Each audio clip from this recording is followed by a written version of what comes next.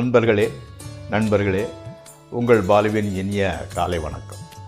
இன்று 8/2/2024, அதாவது தை மாதம் 25ஆம் தேதி வியாழக்கிழமை, திரையோதசி திதி பகல் 11:27க்கு மேல், சதுர்த்தசி திதி, நட்சத்திரம் உத்திராடம், ராகுகாலம் 1:03 வரை, யமகண்டம் காலை 6 7:30 வரை. இன்று நல்ல நேரம் 11 12 வரைக்கும். சந்திராஷ்டிரமம் பகல் 10:40 மணி வரை ரிஷபராசிக்காரங்க, அதற்கு மேலே மிதுன ராசிக்காரங்களுக்கு சந்திராஷ்டிரமம். நீங்கள் அணிய வேண்டிய கலர் பிஸ்கட் அல்லது சந்தன கலர். சாப்பிட வேண்டிய சாப்பாடு சப்பாத்தி, அதாவது கோதுமையில் பண்ணது, பூரியாக இருந்தால் கூட பரவாயில்லை. அடுத்து 12 ராசிகளுக்கு உண்டான பலன்களுக்குள் செல்வோம். முதலில் மேசராசி, அதாவது engineering, electronic, construction, transport, hotel management சம்பந்தப்பட்ட துறையில் உள்ளவங்களுக்கு நல்ல வேலையில் நல்ல ப்ராக்ரஸ், முன்னேற்றம் நல்லா இருக்குது. வேலை இல்லாமல் இருக்கிறவங்களுக்கு வேலை கிடைக்குது. ஆமாம், பணவரவு நல்லா இருந்துக்கிட்டு இருக்குது. தந்த வழியில் அப்பாவோட ரிலேஷன் மத்தியில் மாரல் சப்போர்ட் உனக்கு உங்களுக்கு நல்லபடியாக கிடைக்குது. மனைவி பேரில் வெஹிக்கிள் அல்லது ப்ராப்பர்ட்டி வாங்கிறதுக்கு உண்டான ஐடியா இருந்துக்கிட்டு இருக்குது, வாங்குவீங்க. அடுத்து ரிஷபராசி, கடன் பிரச்சனையிலேருந்து ஒரு வழியாக வெளியே வர்றதுக்கு வழி கிடச்சிக்கிடுது. ஆமாம், உங்களுக்கு அதாவது அந்த திருமணம் தடங்கலாகிட்டே போகிறவங்களுக்கு திருமணம் செட்டில் ஆகிடுது. ஆமாம், அதாவது உங்கள் மனசு காலையில் டென்ஷனாக இருந்தால் கூட மைண்டு அந்த 10:45 அந்த சந்திராஷ்டிரமம் முடிஞ்சதுக்கு மேலே உங்களுக்கு மனசு அமைதியாகிடும். ஆமாம், மாணவர்களுக்கு நல்ல ப்ராக்ரஸ், பாடத்தில் ரொம்ப இன்ட்ரெஸ்ட் இருக்குது. டெஸ்ட் எழுதியிருந்தால் மார்க்கு, நல்ல மார்க்கு வருது. நம்ம ரொம்ப வேண்டப்பட்டவங்கள ஒருத்தரை பிரியறதுக்கு உண்டான ஒரு சூழ்நிலை வந்துக்கிட்டு இருக்கோம். ஆமாம். அடுத்து மிதுன ராசி, உத்தியோகம் பார்க்குறவங்களுக்கு நம்ம எவ்வளோ கஷ்டப்பட்டால் கூட நமக்கு ப்ராக்ரஸ் வரலையேங்கிற ஒரு சலிப்போடு தான் நீங்கள் வேலை பார்த்துக்கிட்டு இருக்கிறீங்க. ஆமாம், வரவுக்கு மேலே செலவு பட்டியல் நீண்டுக்கிட்டு இருக்கு. நமக்கு இவ்வளோ தான் வரும்னு நினச்சிக்கிட்டு இருந்தோம்னா செலவு கணக்கு ஜாஸ்தி போதான்னு மனத்தில் கொஞ்சம் ஒரு சலிப்பு இருந்துக்கிட்டு இருக்குது. கூட வேலை பார்க்குறவங்கள்ட்ட கடன் வாங்க வேண்டிய சூழ்நிலை ஏற்படும். அவங்களும் கடன் கொடுக்குறாங்க. கணவன் மனைவி, ஹஸ்பண்ட் அண்ட் ஒய்ஃப் ரிலேஷன்ஷிப்பு நல்லபடியாக இருந்துக்கிட்டு இருக்குது, எந்த பிரச்சனையும் கிடையாது. கடகராசி, உத்தியோகத்தில் உள்ளவர்களுக்கு மிக முக்கியமான நாள். ப்ரமோஷனை எதிர்பார்த்து காத்துக்கிட்டு இருக்கிறவங்களுக்கு இன்றைக்கி ஒரு நல்ல செய்தி வரும். வெளியே ரோட்டில் போகிறவங்களெல்லாம் கூப்பிட்டு வச்சு பேசலாமாங்கிற மாதிரி மனம் உற்சாகத்தில் மிதக்குது. அதே மாதிரி குழந்தைகள் மேலே ரொம்ப அந்யோன்யமாக கொஞ்சம் குலாவிக்கிட்டு இருக்கிறீங்க. அதே மாதிரி மார்ஷியல் ஆர்ட்ஸ், அதாவது கராத்தே அல்லது கிரிக்கெட் விளையாட்டு போன்ற இதில் உள்ளவங்களுக்கு நல்ல ப்ராக்டிஸ் நல்லா போய்கிட்டு இருக்குது. உங்களோட கோச்சிட்டேருந்து நல்ல புகழ் கிடைக்குது. ஆமாம். அடுத்து சிம்மராசி, பெற்றோர்களை பிரிந்திருக்க வேண்டிய ஒரு சூழ்நிலை இருந்துக்கிட்டு இருக்குது. வீடு வாங்கணும்னு நினச்சிக்கிட்டு இருப்பீங்க, அது கொஞ்சம் போஸ்ட்போன் ஆகுது, இப்போ வாங்கிறது இல்லை அப்படிங்கிற முடிவை எடுத்துருந்தீங்க.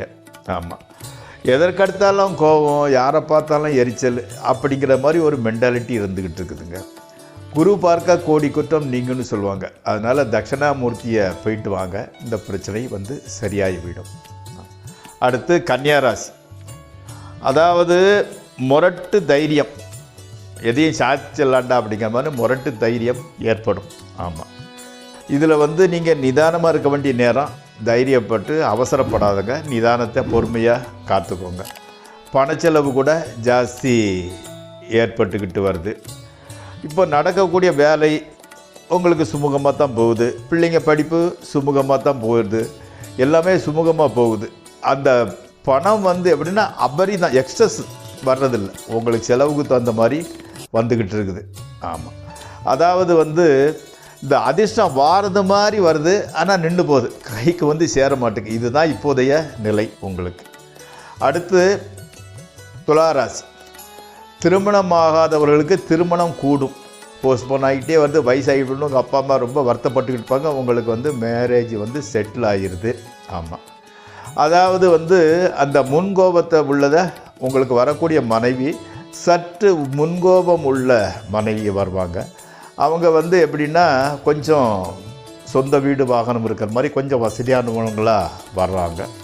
பொறுமையாக நீங்கள் காத்துக்கிட்டு அவங்கள்ட்ட அட்ஜஸ்ட் பண்ணி போனால் உங்களோட குடும்ப வாழ்க்கை மிக மிக நன்றாகவே இருக்கும். அடுத்து விருச்சிக ராசி. விருச்சிக ராசிக்கு வந்து வீடு அல்லது தொழில் மூலம் அதில் ஒரு மாற்றம் வரப்போகுது. இப்போ இண்டஸ்ட்ரி மாதிரி வந்து வச்சுருக்கிறவங்க அல்லது தொழில் பண்ணவங்க அந்த கடையை மாற்றலாம், அல்லது வீடு வந்து வேறு இடத்துக்கு லீஸு போகலாம். அந்த மாதிரி அதில் வந்து இடமாற்றங்கள் வந்து வருகிறது. உங்களுக்கு வந்து ஒரு பொன்னான வாய்ப்பு, அதாவது வந்து தொழில் உத்தியோகம் இருக்கிறவங்களுக்கு ஒரு பொன்னான வாய்ப்பு வந்து சேருது. மிகப்பெரிய மாற்றங்கள் வரப்போகுது. பேச்சு சாமர்த்தியம் மிகுந்த நீங்கள் பேச்சிலேயே காரியத்தை சாதிச்சிட்டீங்க. உங்களுக்கு வந்து இயற்கையாகவே பேச்சு சாமர்த்தியம் இருந்துக்கிட்டு இருக்குது. அதனால் அந்த பேச்சிலேயே காரியத்தை சாதிச்சிட்டுவீங்க. ஆமாம், இன்றைக்கி மட்டும் என்னென்னா கொஞ்சம் ஜாக்கிரதையாக பேசுங்க. நம்மனா டக்குன்னு வார்த்தை வந்துட போகுது. அடுத்தால வந்து கணவன் மனைவி உறவுகள் கூட இன்று கூட நன்றாகத்தான் இருக்கிறது. அடுத்து தனுசு ராசி. அரசாங்க உத்தியோகத்தை எதிர்பார்த்து காத்தவர்களுக்கு அந்த வாய்ப்பு வந்து சேரும். உங்களுக்கு வந்து வருது. அரசாங்க உத்தியோகத்துக்காக எக்ஸாம் எழுதிட்டு ரிசல்ட்டு காத்திருந்தவங்களோ அல்லது காசை கொடுத்துட்டு வேலைக்கு ஆர்டர் வரோம்னு நினச்சிக்கிட்டு இருக்கிறவங்களுக்கோ நல்ல வாய்ப்பு வந்து உங்களுக்கு வந்து சேருகிறது. அதே மாதிரி வந்து புதிய தொழில் அல்லது புதிய ஷேரு புதிய இதில் வந்து இன்வெஸ்ட் பண்ணுறதுக்கு உண்டான ஒரு வாய்ப்பு கிடைக்குது. தொழில் புரிகிறவங்களுக்கு தொழில் நல்லா தான் நடந்துக்கிட்டு இருக்குது. அதே மாதிரி வந்து சங்கீதம் கற்றுக்கின்றவங்க சங்கீதம் நல்லா இருக்குது. சாயங்காலம் அன்றைக்கி என்னமோ பாட்டு, பழைய பாடல்கள், அந்த பாடல்கள் தத்துவ பாடல்களை கேட்டு ரசிச்சுக்கிட்டே தூங்குறீங்க. ஓகே, ஒன்றும் பெரிய இது இல்லை. அந்த குழந்தைகளுக்கு வந்து சின்ன பிரச்சனைகள் வரும், அது கூட ரெக்டிஃபை ஆகி போய்விடும். ஆமாம். அடுத்து மகர ராசி.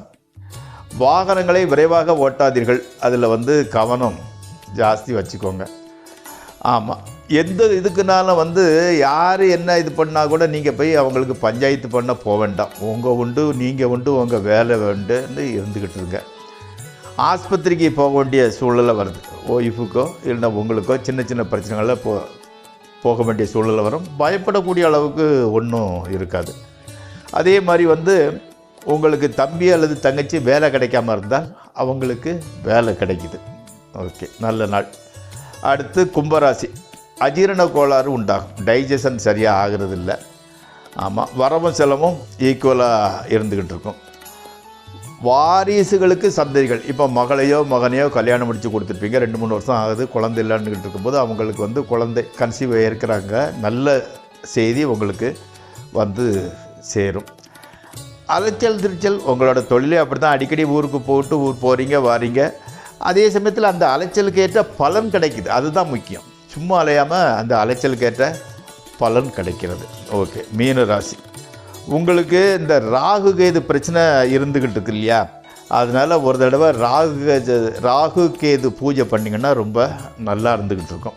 ஆமாம், அந்த குடும்பத்தில் உள்ள பிரச்சனைகள்லாம் கம்மியாகுது, மனசும் அமைதியாகிக்கிட்டு இருந்துருக்கு. உத்தியோகத்தில் இன்வால்மெண்ட்டு கம்மியானது மாதிரி ஒரு மனசில் வந்து தெரியுது. அதனால் இதுக்கெல்லாம் பரிகாரம் அந்த ராகு கேது கோயில்களுக்கு போய்ட்டு பூஜை பண்ணிட்டு வந்தீங்கன்னா நன்றாக இருக்கிறது. இப்போது நாம் ஜோதிட பாடத்திற்குள் செல்வோம். நண்பர்களே, நேற்றைய தினம் அந்த ஆராய்ச்சி செய்வதை பற்றி சொன்னேன். அதாவது சுக்கிரன் இருக்கிற வீட்டில் புதன் நீசமாக இருக்கிறாரு, அதனால் வந்து சுக்கிரன் டாமினண்ட்டாக இருக்கிறவங்களுக்கு படிப்பு வராதுன்னு சொல்லிட்டு இன்னும் ஒரு சின்ன உதாரணம் சொல்லியிருந்தேன்.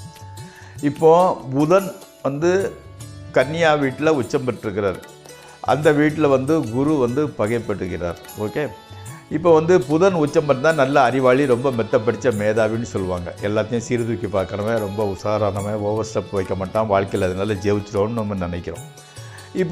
ஒருத்தர் இப்போ நம்ம போய்கிட்டு இருக்கிறோம், சின்ன ஒரு ஆக்சிடெண்ட் ஆகுது.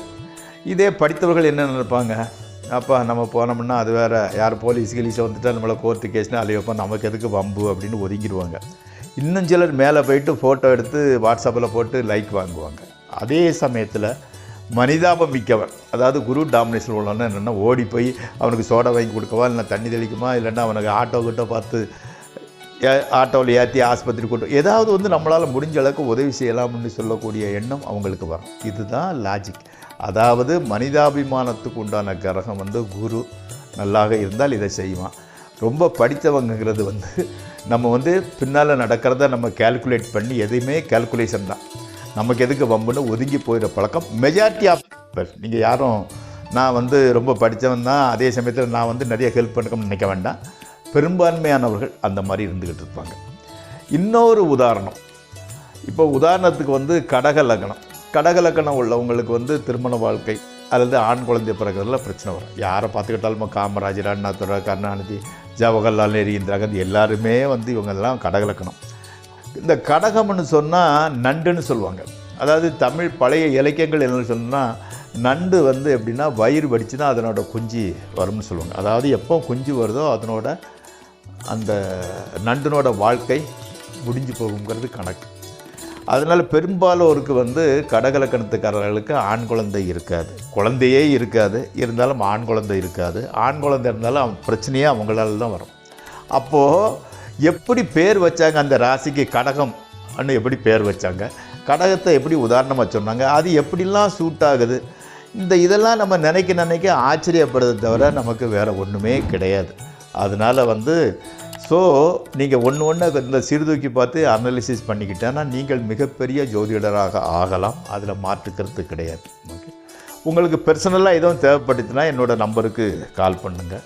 இந்த ப்ரோக்ராம் நல்லா இருந்ததுன்னா சப்ஸ்கிரைப் பண்ணுங்கள், லைக் பண்ணுங்கள். நாளை மீண்டும் சந்திக்கிறேன்.